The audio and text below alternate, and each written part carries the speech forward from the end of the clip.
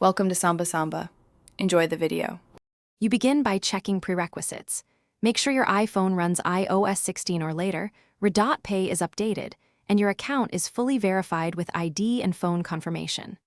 Once done, open Settings Wallet and Apple Pay and enable wallet access so the system will accept new cards. Now launch the Redotpay app and sign in. This early preparation prevents verification holds and speeds the flow, so don't skip verification, which is why you'll finish setup with fewer errors.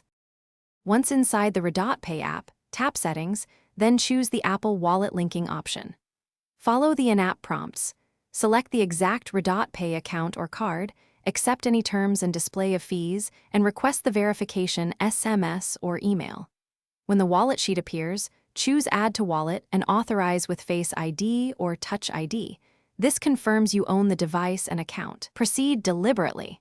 Enter codes exactly and wait for the success confirmation. To finish, open Apple Wallet and confirm the Redotpay card appears with the correct last 4 digits and a token status.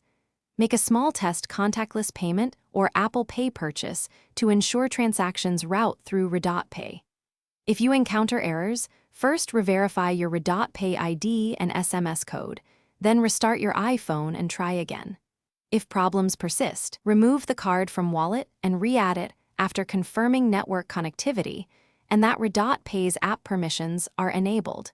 This reset fixes most provisioning issues.